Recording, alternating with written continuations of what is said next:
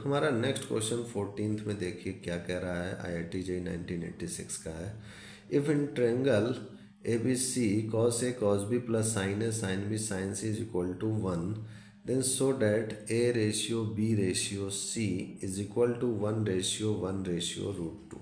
ठीक है, तो आइए इसको सॉल्व करते हैं हम लोग इस 14th क्वेश्चन को भी। तो हमें यहाँ गिवन में है, it is given that cos A cos B plus sin A sin B sin C is equal to 1। तो यहाँ से मैं क्या करता हूँ, sin C की वैल्यू निकालता हूँ। sin C क्या हो जाएगा मेरे पास, 1 minus cos A cos B upon sin A sin B, ये होता है।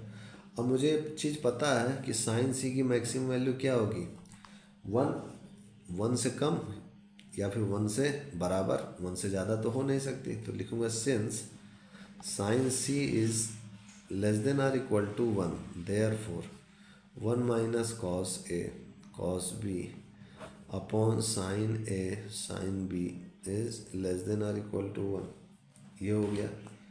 तो ये हो जाएगा मेरे पास 1 minus cos A cos B this is less than or equal to sin A sin B। ये हो गया। अब ये चीज़ को मैं इधर ले चलता हूँ तो ये हो जाएगा 1 is less than or equal to sin A sin B this is plus cos A cos B। तो sin A sin B plus cos A cos B का फॉर्मूला क्या होता है, this is cos A minus B। ये हो गया। अब जब ये cos A माइनस B हो गया तो जाहिर सी बात है कि ये तो cos A माइनस B 1 से बड़ा आ रहा है या फिर उसके बराबर। तो हमें पता है कि सिंस, ऐसे लिखेंगे कि सिंस cos थीटा नेवर भी, cos थीटा की वैल्यू हमेशा 1 से बराबर होती है या तो 1 से छोटी होती है। तो जाहिर सी बात है cos A माइनस B यानी ये थीटा कभी बड़ा तो होगा नहीं। तो मैं लिखूँगा देयरफॉर, बराबर तो भले हो सकता है, तो cos A minus B is equal to 1।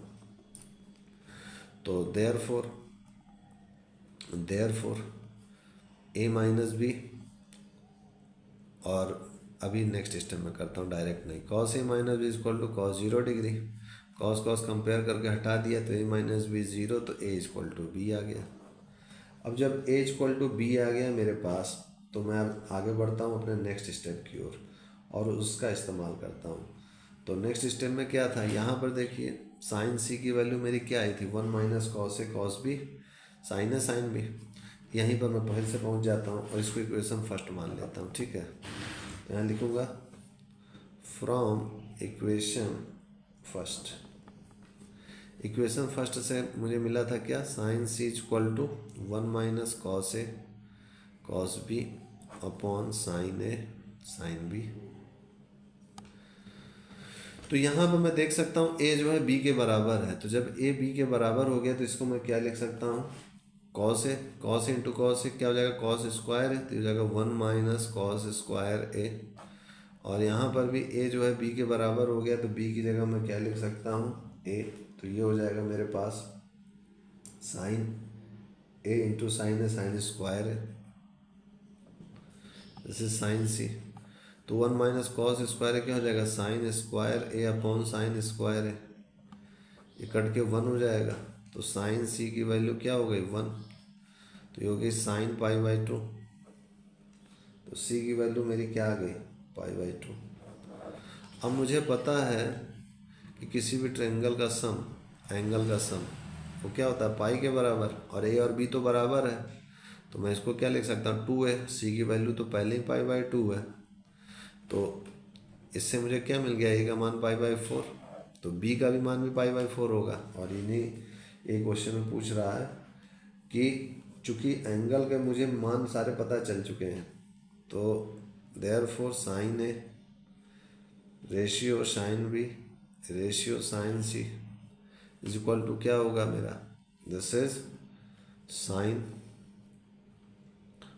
Pi by 4 ratio sine pi by 4 ratio sine C की वैल्यू पाई बाई 2।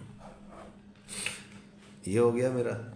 तो यहाँ से मुझको ये साइन है, साइन भी साइन C अभी हमने पढ़ा था साइन रूल में कि A upon sine A equal to B upon sine B equal to C upon sine C. तो ये अपने साइड, ये जो साइन ए है ये अपने जस्ट अपोजिट एंगल के जो साइड्स की लेंथ है उसके रेशियो के प्रोपोर्शनल होता है। ये ए है, ये बी है, ये सी है। तो ये साइन ए जो एंगल है वो इसके, और साइन बी इसके, और साइन सी जो एंगल वो इस लेंथ सी के प्रोपोर्शनल होता है। तो यहाँ मैं लिख सकता हूँ simply this is implies A ratio B ratio C. Sine pi by 4 क्या है, 1/√2, 1/√2 1। या फिर मैं ऐसा कर सकता हूँ √2 से मल्टीप्लाई कर दूँ तो 1/1/√2 ये रेशियो। तो यही मुझे सिद्ध करना था यहाँ पर, यही मुझे यहाँ पर दिखाना था 14 क्वेश्चन में कि then so that A ratio B ratio C equal to 1/1/√2। तो ये मेरा प्रूव हो गया है। इसके बाद नेक्स्ट क्वेश्चन हम लोग नेक्स्ट वीडियो में देखेंगे। आज के लिए इतना ही मित्रों, तब तक के लिए जय गुरुदेव, जय Shri Ram, and I will see you next time.